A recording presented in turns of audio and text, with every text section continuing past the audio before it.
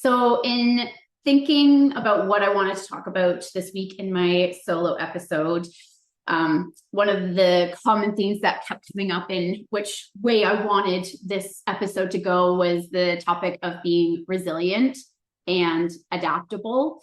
I used to live and die by the oh, it doesn't kill you, makes you stronger in terms of my past medical experiences. And all the curveballs that life can throw at you, and then slowly working to unlearn, no, actually, what doesn't kill you gives you trauma. And you develop different ways to cope with those events in your life, and it becomes your pattern, and it becomes so innate to who you are sometimes as a person that you don't even realize that that is a trauma response. So one of the things that's been very present in my life for the last, ever since I lost Dickens in September, is I call it my eating disorder brain has been very, very ragey. And I say my eating disorder brain because I typically myself have a very logical brain, and I know all of the things that my raging eating disorder brain are telling me is not true. But it doesn't mean that I don't necessarily have those thoughts going through that. So it was after I knew going into it that Dickens, my late gelding, and my mental health were kind of one and the same, which for the record, I don't recommend putting your entire mental well-being on a senior horse with immune issues. But someone the other day even said, they're like, oh, you seem to be handling Dickens' death really well. And I was like, they didn't mean it in any specific way, but I was like, that's such a weird thing to say. Because what does that mean? I don't walk around sobbing in public, and and for the record, sometimes I do. But yeah, I would say yes, in my opinion, I'm very proud of the way that I've handled that, but I'm very proud of the way I handled it, I think, in a different way than what this person necessarily was implying. It was one of the first things I talked about with my therapist was my mental health is completely attached to my animals, by the way, and I'm not sure how I'm going to handle losing them. So I spent a lot of time over the summer when Dickens wasn't doing well prepping for when that was going to come up. It came up sooner than I was hoping. But I did a lot of prep with my therapist and with myself mentally for that. And I'm very proud of how I handled it. I let myself feel the things and found comfort in the fact that he was no longer in pain or discomfort. But that doesn't mean that thinking about him and that incredible ache in my chest doesn't come up. Even my new mare, Cashew, I looked at her in the sun the other day and I was like, oh, you have secret dapples. And I literally burst into tears in the field because my late gelding had the most stunning dapples.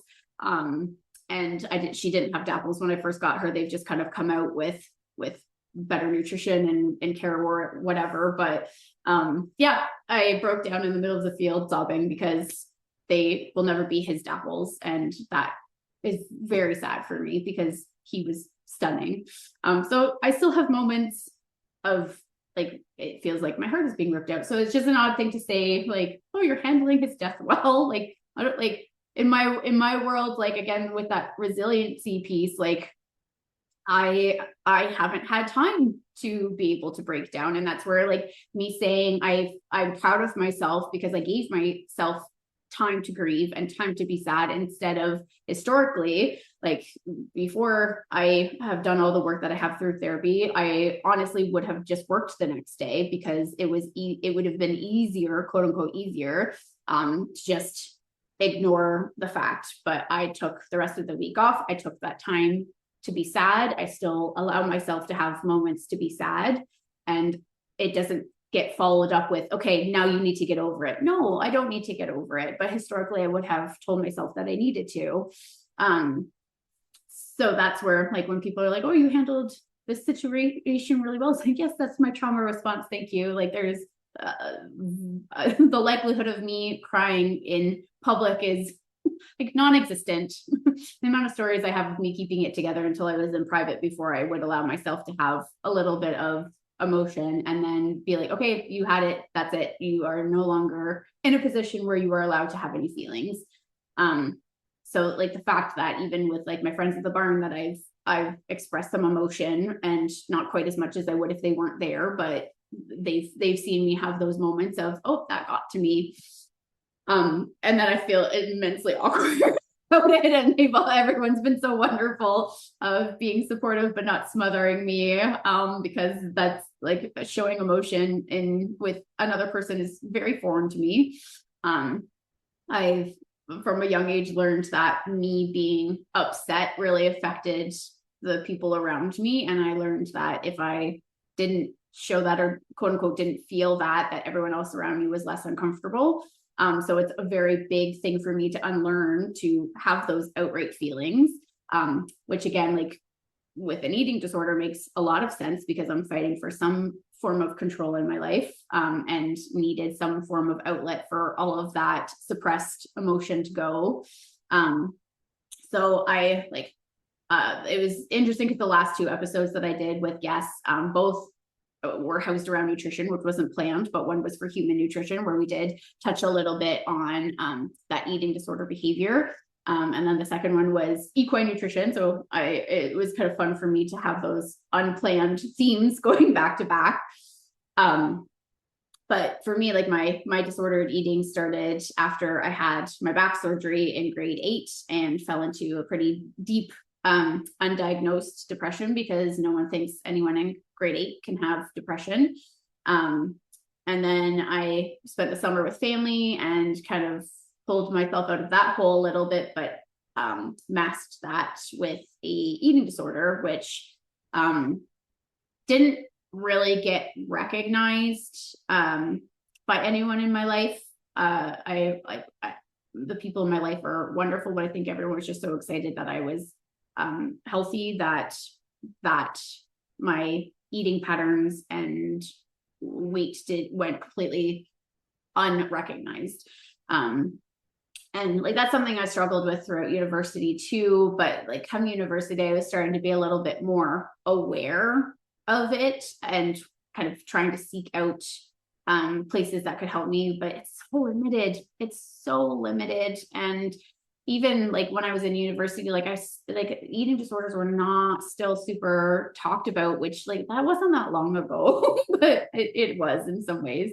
But it wasn't until I would say like my GBS experience when I was paralyzed that I came to realize like, holy shit, there's more to life than me remaining the same weight. So I started to loosen the reins, so to speak, a little bit on my restrictive eating and focusing so much about my weight and my appearance. And then as I started to soften into that and start to view food as something I could actually enjoy and look forward to and not restrict, I started to put on some weight, which like my logical brain, that was needed. If I wasn't restricting, if I was eating well, I was moving well, that's the weight that my body probably desires to be at. And then with all the debacle of Dickens throughout the summer, just like so stressful, worrying about him, not taking care of myself even remotely, like no movement sessions, very little like food prep, just kind of a solid combination of not eating well and not eating. So I put on quite a bit of weight over the summer that I'm less comfortable with. It's not I feel good about this weight, but I didn't recognize that because I was so wrapped up in his health. So I think it was like a week after I lost him, I kind of looked in the mirror, and it sounds so harsh saying it out loud. And this is where like my logical brain is like, that's not true. But my eating disorder brain looked in the mirror and was like, you are fat. Like you got fat and you have not been taking care of yourself. And like, again, it sounds so harsh. That's never something I would ever say to someone I care about. That's logically, I know that that's cruel and not nice. But it's still something that's so ingrained in my illogical eating disorder brain.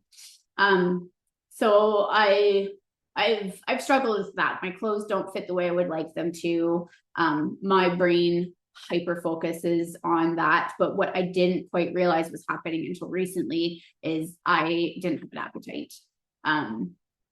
And like my appetite's a fickle thing to begin with. Like if I'm overtired, if I have a cold, like my appetite's kind of the first thing to go. So I didn't quite recognize that it was my eating disorder brain making my appetite go away, and that guilt of feeling like I'm too heavy making my appetite go away. It wasn't that there was something else going on. It was very much my brain falling into old habits of restricting that hunger, which is just like I wouldn't want that for someone I care about. And again, logically I know that, but it doesn't matter. So I did confide in my therapist, and we just acknowledging that, saying that out loud is a big first step for me, because a lot of eating disorders tend to be hidden and viewed to the person sometimes as shameful.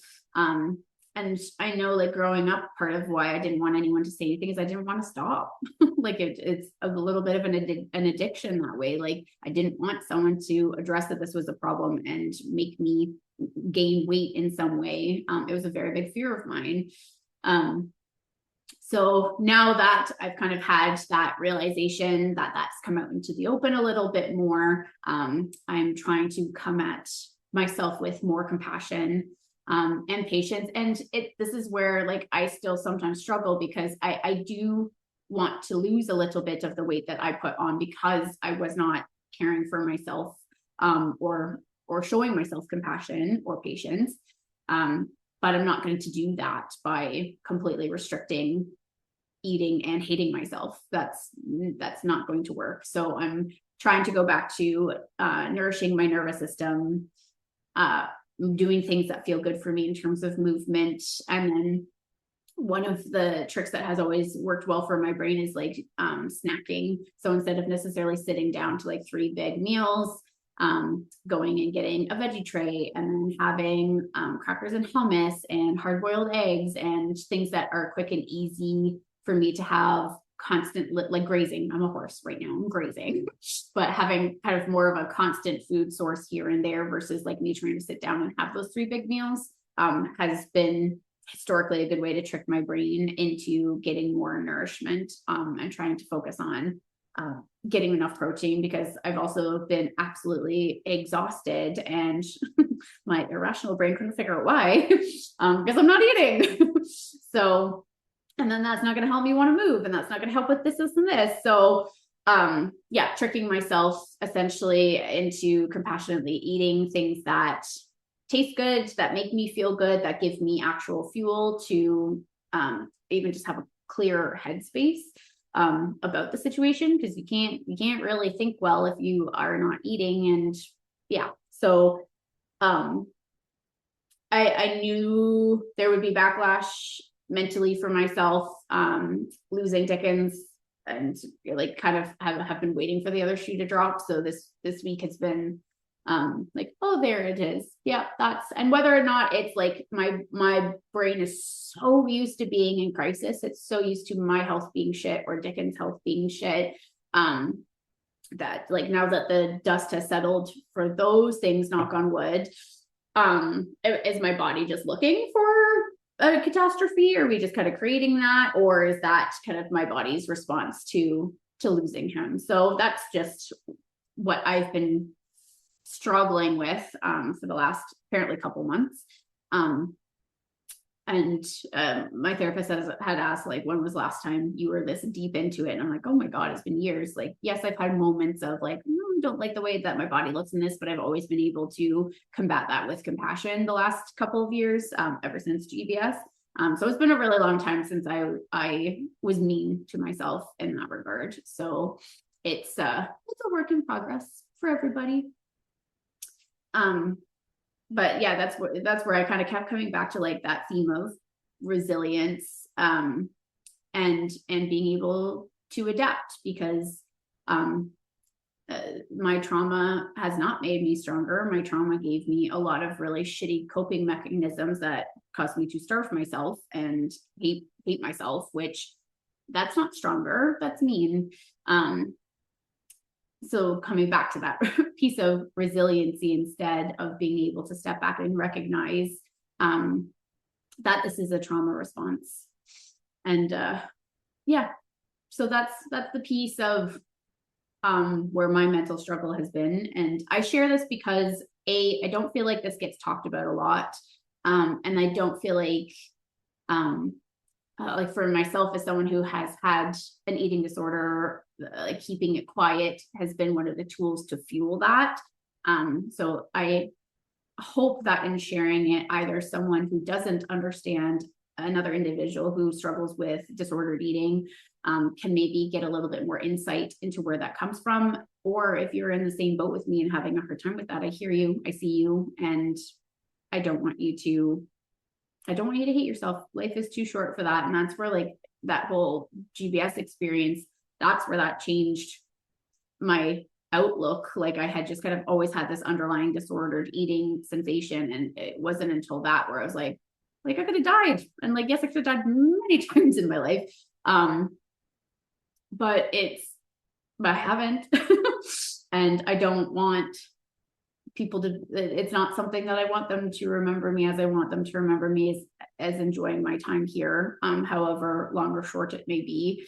And I think that's like, I've always had a very different relationship with death. And it's so interesting how taboo that is to talk about.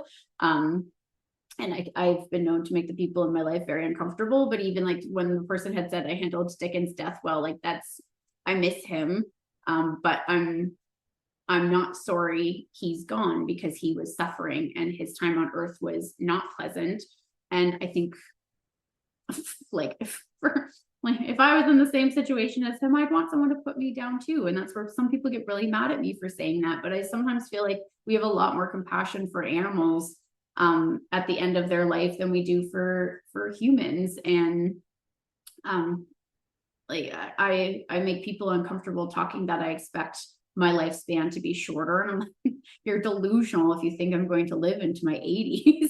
I've had 3 kidney transplants, and my body, like it's been through some shit. And I don't expect to have a very long life expectancy. And if we want to be truly honest, I don't want a long life expectancy. I'm 33 and I am exhausted from what life has thrown at me. And if it continues to keep throwing that at me, I don't want to deal with that until my 80s, when like if the pain that I experience on a regular basis that I don't think people quite realize. I don't even realize, because I am so used to my body, but I can manage it. I'm working with it now, but that's not necessarily something I want to deal with for the rest of my life, however long that may be. But even like when we were talking about me, like when I was getting my new mare, I had quite a few people, she's 20 years old. And I had quite a few people be like, oh, you don't want another older horse? I'm like, I do actually, because I don't know what my life is going to throw at me in the next 1 to 10 years. And me getting, first of all, I do not want a 4-year-old whatsoever. That's not my horse person vibe. I love that my mare has been there, done that, seen everything, and is so far completely unfazed by everything that I throw at her. But I don't want a 4-year-old, because I don't know what my life looks like in the next couple of years. And having a 20-year-old, if my life does blow up in 4 years, she's 24, she doesn't necessarily need me to be there all the time. Whereas if I get a 4-year-old in 4 years from now, they're going to be 8, they're still going to need regular reliance from me, for movement, for exercise, for brain stimulation, for care. So getting a 20-year-old was fine for me, because I don't know what my life looks like in the next however many years. And people are like, oh, don't say that. But like, that's logical. That's a logical thing for me to think about. And it's a logical thing for me to think about the quality of life I want to maintain and what that means to me, and making sure that the people around me know that. And they do. I drill it into them all the time of like, don't you dare do that to me. I do not want to be on event for whatever. Like it's a taboo thing to talk about. And I don't think it should be, because then wishes aren't respected when the time comes and you don't know. I would want someone to handle that the same way I plan on handling all of my animals. Of, I want to maintain their dignity, I want to maintain their quality of life, and I don't want people around me to have to suffer taking care of me. And that was part of it with Dickens, is like, I was killing myself trying to maintain a quality of life for him that was acceptable in my world, and it wasn't working for either one of us towards the end of his time. And I feel very grateful that I was able to give that to him, that he went out with the sun shining, and that he's no longer in pain or discomfort and can have all the things that he wishes he could have. And I want someone to be able to do that for me as well. Of, this is not how she wanted to live her life. She's suffering. I'm not saying that needs to be tomorrow, because maybe I am suffering a little bit, but I'm okay for now. But I've just always found that fascinating, that we give animals so much more compassion and then take these brilliant, lovely humans and have a completely degrading end to their life. It's cruel, in my opinion. But with my mare, it's been kind of fun, like having that new, she's very, very different to Ride. Dickens was kind of gated. He was a Rocky Mountain horse, and he was supposed to be gated. So he was supposed to be able to do walk, pace, trot, canter, amble. Sometimes we got that in there, sometimes we didn't. But with my mare, with him, I had to work with him and ride, like constantly ride and micromanage and hold him in the positions that I wanted to. I don't mean in a quote unquote frame. Don't get it twisted with me as a horse person. But like, he was also visually impaired. So he liked to feel my contact so that he knew I was there and I was with him. And I had to like find a certain gait that I wanted, or a gait, whatever one he was willing to offer that day, depending, and hold that and give him that constant support. So with my new mare, she's quarter horse, she's not gated, just walk, trot, canter. And the analogy I've been using is like, Dickens was basically like driving a standard car, where it was like clutch, shift, change gears, change this, give this support. And Cashew is like an automatic. So I'm trying to overdrive, I'm trying to override. Like, I keep looking for the clutch when I'm riding her, where I'm starting to slowly realize I just need to ask for the gear that I want and then let her do it. But I had my first lesson on her the other day, which was really interesting, because I could tell I was doing weird things. And all of my weird things, for the most part, worked really well for Dickens. And she's tolerating it, but she's definitely let me know there have been some things that she's not pleased about, which I love. I love how expressive she is, and that, like, if you think you don't understand what she's saying, you aren't paying attention enough, because she's the most like communicative horse I think I've ever worked with. Her ears, her little nose wrinkles, like, it's all laid out on the line, which I really love. But it's so interesting for me with what I do, working with like equestrian biomechanics and fitness and all of that, and just my knowledge of the body. It's so interesting that, so my left leg holds like a vice grip apparently, and I could feel it now. It's really annoying trying to get it to stop, but it was like holding on like a vice grip, and then my right leg was just kind of like do bouncing around. And it's so interesting because like my brain immediately is like, okay, I need to work more like adductor my inner thigh on my right side. Like my glute med on the left is kind of taking over. I need glute max to kick it a bit more. And it's so fun for like me to work with my coach and her tell me what's happening and what she needs me to change, and for my brain to see the levers and pulleys of this needs to work more, this needs to calm down, blah, blah, blah.